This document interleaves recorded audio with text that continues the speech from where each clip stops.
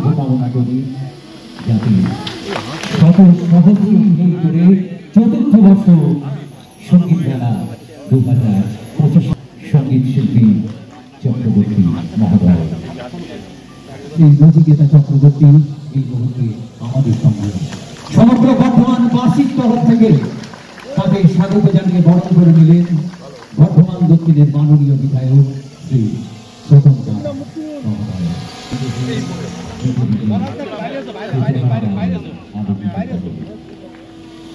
শুরু হয়ে গেল হই হই করে যারা প্রতিভাপূর্ণ শিল্পী, যেসব ছোট ছোট ছেলেমেয়েরা গান শেখে তাদের প্রতিভাকে তুলে দেবার জন্যই আমি বিধায়ক হওয়ার পর এই 4 বছর আমরা এই সঙ্গীত মেলার আয়োজন করেছি।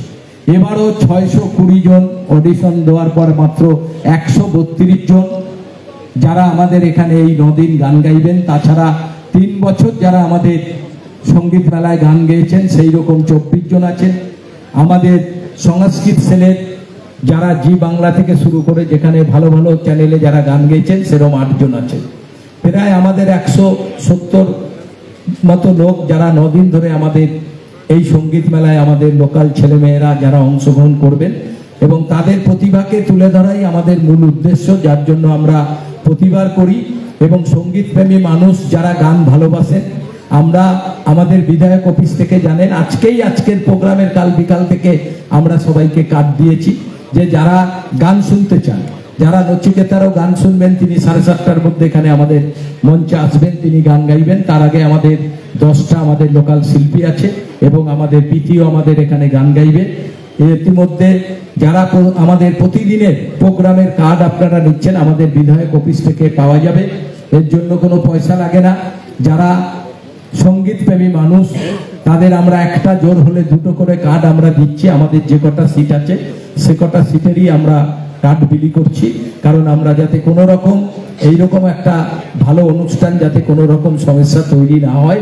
যারা গান পছন্দ করেন তাদের জন্যই আমরা এই সঙ্গীত মেলার অনুষ্ঠান এবং যারা আমাদের প্রতিভাকে তুলে ধরার জন্য আমাদের এলাকার ছোট ছোট ছেলেমেয়েরা জেলার তাদের তুলে দেওয়ার জন্য যেরকম রাজ্যের মাননীয় মুখ্যমন্ত্রী গোটা বাংলা জুড়ে আপনারা দেখছেন বিশ্ব বাংলা যেরকমভাবে বিশ্ব মেলা আমাদের সঙ্গীত মেলা হয় এবং এখান থেকেও আমাদের আগের বারও আমাদের 5 জন বিশ্ব সঙ্গীত মেলায় গেছে, এবারও আমরা আশা করি এখান থেকে আমাদের যাবে, কারণ আমরা মাননীয় মুখ্যমন্ত্রীর অনুপ্রেরণায় এই আমাদের সঙ্গীত মেলা তার আদর্শকে নিয়ে আমরা চলি, তার আদর্শ তার কাজকে দেখেই আমরাও চেষ্টা করি যে আমাদের জায়গায় যদি আমরা একটু এইভাবে কিছু করে অন্তত বর্ধমানের মানুষকে আমরা ভালো রাখতে পারি। কারণ সঙ্গীত মেলা হয় আপনারা জানেন, আমাদের নৃত্য অনুষ্ঠান হয়, কদিন পর আমাদের গণবিবাহ, কাঞ্চন উৎসব, অজস্র প্রোগ্রাম সারা বছর ধরে আমাদের প্রোগ্রাম কর্মসূচি।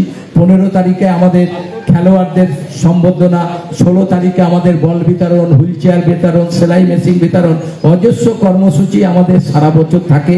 কারণ আমরা সারা বছর কর্মসূচির মধ্য দিয়ে বর্ধমান শহরের মানুষ যাতে ভালো থাকে তাদের ভালো রাখার জন্যই আমাকে আপনারা বিধায়ক হিসাবে নির্বাচিত করেছেন। তাই আমি চাই আমি মানুষের কাজ করার জন্য আপনারা যেরকম আমাকে ভোট দিয়েছেন আমারও দায়িত্ব মানুষের পাশে দাঁড়িয়ে মানুষের কাজ করা। তাই এইরকম আবহাওয়ার মধ্যে আমরা ভাবছিলাম যে কি করে আমরা এই সঙ্গীত মেলা করব, কিন্তু আমার ভরসা আছে যখনই আমি কোনো প্রোগ্রাম করি মা কঙ্কালেশ্বরী মা আমার সঙ্গে আছে। আমি 2008 সালে যখন কাঞ্চন উৎসব করি সেবারই আমি আমার এই শিল্পী নচিকেতা মহাশয়কে আমি এনেছিলাম, তাই তিনি আজকে আমাদের উদ্বোধন করলেন এবং আমাদের বর্ধমানের মেয়ে, অত্যন্ত বাচ্চা মেয়ে, অনেক ছোট বয়সেও আমি ওকেও কাঞ্চন উৎসবে নিয়ে গেছিলাম। সেই প্রীতি ভট্টাচার্য আমাদের বর্ধমানের মেয়ে, 7 নম্বর ওয়ার্ডে বাদামতলা থাকে। আপনারা দেখেছেন ওর গান, টিভি চ্যানেলে অনেকেই দেখেছেন, অত্যন্ত ভালো গান গায়। সেই প্রীতিও আমাদের এখানে আজ উদ্বোধনী অনুষ্ঠানে এসেছে। যারা সঙ্গীত জগতের একটা সময় খুব নাম করেছে আমাদের এই বর্ধমান জেলার, সেই রকম 4 জন শিল্পীকে আমরা সম্বোধনা দিলাম। আপনাদের উদ্বোধনী অনুষ্ঠানের মঞ্চে রয়েছে এবং আরো কয়েকজন আমাদের অনুষ্ঠান চলতে থাকলে আমাদের আসবেন, সবাই আসবেন। তাছাড়া আপনারা যারা সঙ্গীত প্রেমীর মানুষ, আমার সম্মানীয় দাদা, দিদি, বৌদি, বোনেরা, ভাইয়েরা সবাই রয়েছে।